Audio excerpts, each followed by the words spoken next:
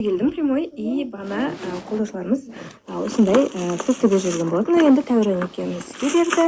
Ішінде шоколад, бәрі бар, фрукты полный. И одан кейін тоже осындай тағы бір корзина келді. Айгүлдің қолдаушыларына алып, мына жақта күшті деп салып жіберіпті. Кәдімгідей клубникасы да, мынандай бәрі әдемі. И мына бір фрукты түсінбедім, қараңыздар. Ішінде кокос сияқты ма? Қалай өзі? Қызық екен, осыны ашып көрсететін боламын сіздерге.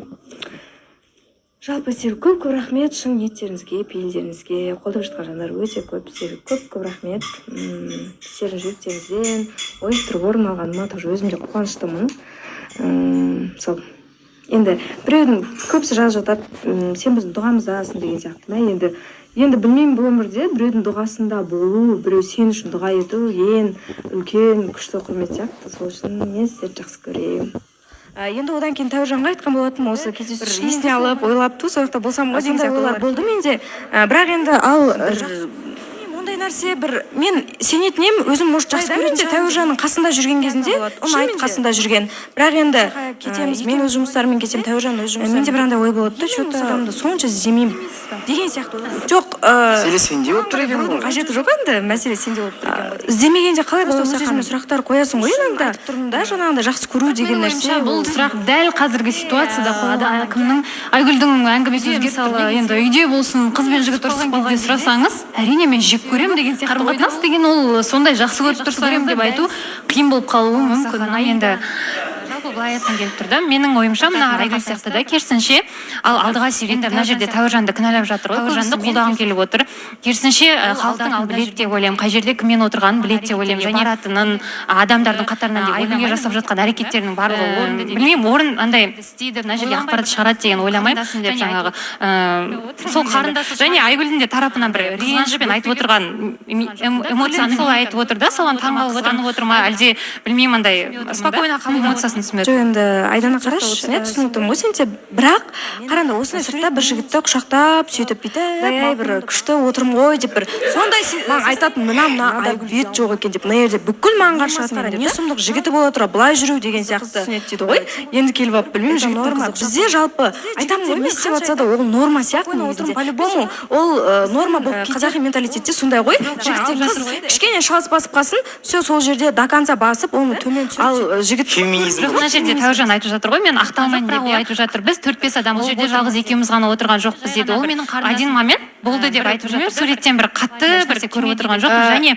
Айгүлдің эмоциясын білеміз. Және агр айтатынын да білеміз да, бірақ мына жерде жай ғана жұмсақ қылып айтып отыр да. Түсініп тұр ғой негізі. Сол, өзі де түсініп тұрған сияқты, бірақ жай ренжіген кейіп танытып отырған сияқты. Осы айқын қарындасыңыз ба или? Мен бір нәрсе түсінбей жатырмын, прекрасно біледі ғой. Прекрасно біледі сферасында бірінші күні кеп, или андай сразу атақты болып кеткен жоқпын дейді. Мен каждый информация мен туралы кететін деп, или осындай болады-ау деймін, если деп ойлайтын болсам, уже басқа жерлерде отырамын деген сияқты. Айгүл мен соншалықты басым істейтін біледі да негізі. Мен Айгүлге бір сұрақ қойғым. Қазір соған келеміз. Теманы бастап жатыр, жаңадан бері айтып жатыр. Түсіне алмай жатырмын да, потому что білмеймін. Бұл нәрсенің бәрін біліп отыратынды примерно да. Сен мысалы қазір осыны әңгіме айтып, или сенде просто кезінде бір обида қалып кеткеннен кейін, типа ажыл болғаннан кейін осыны шығарайын деген оймен салып отырсың ба біріншіден. Или екіншіден, сол кезде енді мен саған жазып көрдім, тол жолда мен енді Алматыға кезінде сол кезде қатты или ана жолы ешкімге жоқ болып кеткенім үшін бе, или бір причина болып отыр ма деп сұрақым келіп отыр. Потому что бұл нәрсе мен қатты переживать етіп отқан жоқпын, потому что мен оған құшақтадым дедім, болды, содан уже түсінсе оны дальше утририть етіп. Енді қарашы, тем более айтты ғой мысалы, если мен жоқ да, мен саған сенің фотоңды көретін болсам, бірінші сұрап алатын да, а сен оны сразу бүйтіп эфирге бүйтіп білмеймін енді. Для меня это ненормально. Для меня, наоборот, таныстықта уже сыртта енді более кейін, тем более елдің алдында болғаннан кейін дұрыс деп ойладым. Онда жарайды. Жоқ болай онда. Каждый нәрсемізді эфирға жібер, сөйтті деп чисто тема басталып кетті екеуміздің арамызда. Солай деген сияқты әңгіме болды арамызда. Сосын мен саған айтпай қойсам, значит айтпай қойған дұрыс екен ғой. Бірақ енді қара, мен осы кезде тема деп мен айтпаған қалатын болғаннан кейін сен екеуміз отқан суретті жіберу. Вот. Жоқ енді қазір өзің қысық болып жатсың, понимаешь, типа айбулат статистикаң өсіп жатыр, и басқалар да тоже подняться, некоторые наоборот, мысалы ана жерде жүрсің ба, жоқ қашан тоқтайды, мен барайын дедім, сол айгүл и біз сөйтіп отырып, сөйтіп құшақтап, сондай бетке түсіп жіберіп отыр да, и поэтому жақсы болды қазір болып жатыр деп. Бірақ мен айгүлді түсінбей отқаным неге олса деп. Жоқ, былай ғой, олай жібергені сенде жалпы ол значит дұрыс болса онда дұрыс ғой. Просто сен неге мен айтып жатырмын, туысқан қарындасың ба сен? Алыс туысқан. Айгүл өткеннен бір отрывокты есіңе салып. Есімде болса, сен айтқан болатынсың, Асылжан осындай нәрсемен сен мүмкін сол нәрсеге ұқсас жігіттер келе берді деп ойлап отырсың ба? Кім Оразғали? Ол адам неменеге айтып жатыр бұяқа? Жоқ, просто саған өмірге қыздарға жақындай беретін жігіттерді неге жоқ? Деп ойламаймын мен. Ол адам құрсын вообще. Салыстыруға да келмейді, бір ауыз сөзбен салыстыруға да келмейді.